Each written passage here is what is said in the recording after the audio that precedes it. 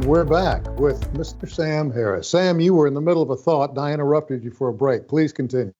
Well, I was going to say we're discussing, younger Theo in 1968, rural Oklahoma, and the older Theo, who was a therapist. And I just want to let your viewers a little insight in the book, because these memories that he's looking back on of 1968, 12-year-old Theo learns. Well, first of all, when he was 6, he was his family was in a car accident that took his mother's life and permanently injured his father's leg, and also broke his wrists to such that they are deformed, like that he cannot fully use them. Mm-hmm. So he's a bit of an outcast. He's one of those people that the kids make fun of, and he doesn't have the mother. He's got this younger sister that he's basically raising. But he learns through a Native American Oklahoman who lives out in a trailer outside of town that he has the gift, the ability to heal others through the touch of his deformed hands. And this Native American is someone that the town has ostracized and pushed out and tried to get rid of. He's sort of like this, maybe you can help me, Sam. He's like this mythological, horrible person that everybody's afraid of and the kids are not allowed to go near and all that stuff. And he turns out to be this very, very wise mentor. What is it they say? We always hate those things we fear most. Ah, yes, absolutely. So he learns through this man, Frank, that he has this gift, which is difficult and scary, and not knowing what to do with it and accepting it. And at first it's a secret. And Frank takes him around to places and he heals these people and he takes on their sickness to a degree. He doesn't know how to digest that and get rid of it. So without giving too much of the story away, ultimately he is sort of the fire and brimstone preacher demonizes him, and basically he throws him out of the church.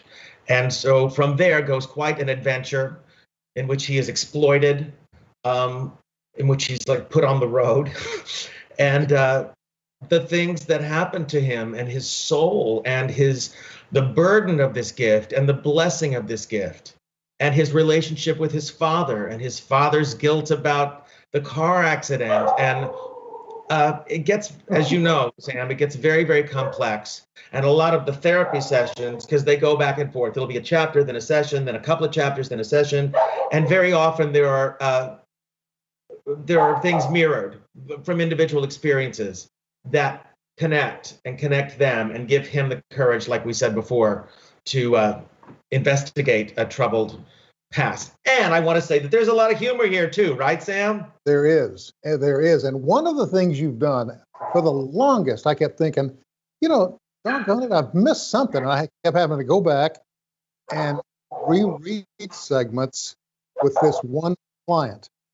I missed her name. Where's her name? I can't find her. It's not there. Not there. You got me. You got me, Sam. And it fell on me, and all of a sudden I had to roar. I mean, it was a belly laugh. There were times where he, and the writing was absolutely gorgeous. Thank you. There were times when he'd notice things like a trail in the dust of a bookcase made by a finger that maybe checked to see if there was dust and then didn't bother to clean it. Yeah, it has a white glove not followed through. Yeah. Yeah. You played some mind games in this. You must have had really good folk you could turn to and say, what would this therapist do here? I did. Actually, it was the other way. I tried to put myself in his shoes. I have had therapy in my life, so I know what the tone of that can be with someone that's good. But what I did use therapist friends, psychologist friends, and I just checked with them what I'd done and said, does this feel authentic? Does this feel real? And that was really helpful. I have a friend who is a very successful writer, but his material is very historical. It's all very, involves a lot of research. And if I've heard him say it once, I've heard it 1,000 times. He's always asked, "How do you do this?" And he says, "Oh, it's." And I'll follow it up. It seems to come to you so easily.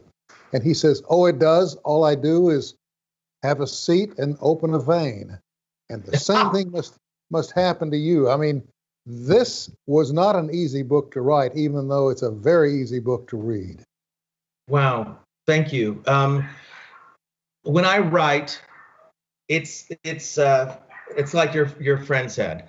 I just go, and to a degree, I have outlines, but I also let the characters take me where they want to go, and I let the dialogue exist between them. And I think as I've written all my life, but also as an actor, I'm able to give them different voices and different vocabulary, so they're individual people.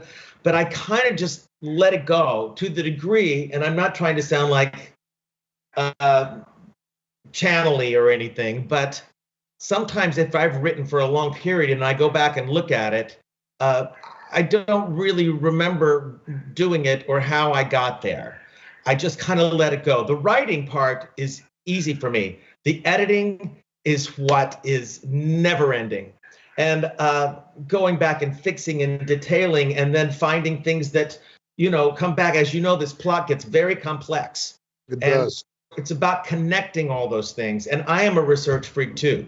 So when I'm taught, especially when you're writing about a period, you want to reflect everything about it, what people are wearing, what was happening politically.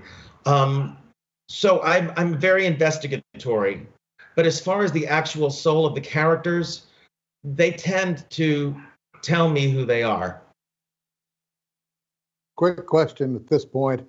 I get the distinct impression from what you've written and what you're saying now that you size people up fairly quickly and compartmentalize them. Am I correct? You mean in my real life as Sam? Yeah. Well, that's a mistake. That would be a bad thing, wouldn't it? Because not really. If you're a writer, yes, it's a very good thing because you can draw on that experience and on that person and that character. True. And as a writer and as an actor, I am a very good observer of human condition, of physicality, and all that stuff. But something that's a theme in the book is, as you know, is that nothing is one thing. There is no black and white. There is no good and evil. There's a line that says, "There's no black and white. It's gray. Fog is gray, and sometimes it's hard to see through." So it's very important that I'm not sizing up someone, because we all present what we want people to think of us, or we want people to observe about us and our lives, but it's the secrets, and it's the stuff that gets us here. So if I compartmentalize somebody, I am doing that character or that person in my life a little of a disservice, because I'm just taking what is being presented to me rather than all the things that make them singular and human and complicated and flawed. And that's what, there are no characters in this book who are one thing.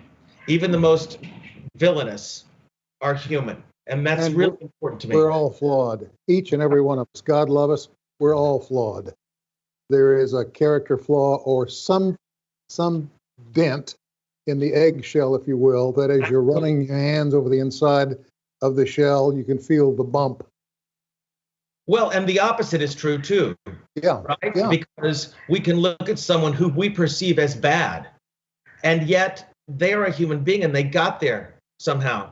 There was a scene in a chapter in the book where the young Theo is sitting with this preacher who is not a good person. But they have this exchange, and Theo is very defensive about this. He doesn't want to be this guy's buddy. But what we learn in this story, in this exchange, is that this man is human too, and this is how he got to this place, and these are the circumstances of his history. And it makes it, you can't just sum up and say the villain, they're the villain. Because guess what? No villain thinks they're a villain.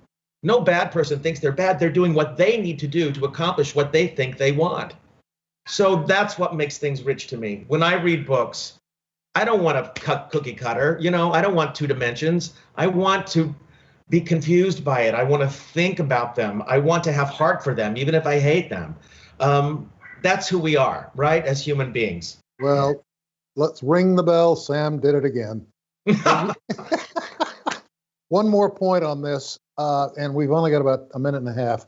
Wow. When Theo was kicked out of church, yeah, I identified with that because my father was kicked out of his church when he was about 8 years old.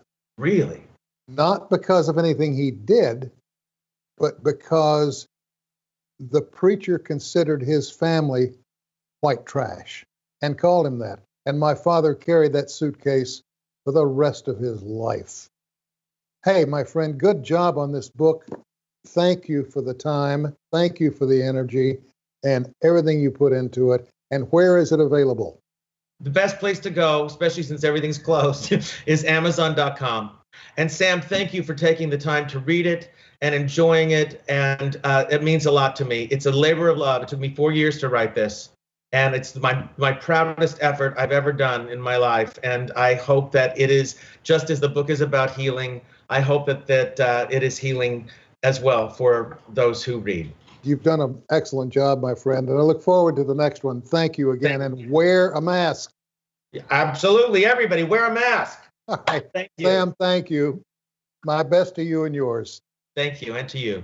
Okay, folks, we're out of time. And in closing, I've got to say again, it's not political. Put on that mask. Do it. Get in line with everybody else. Help everybody else stay alive, even if you're not interested.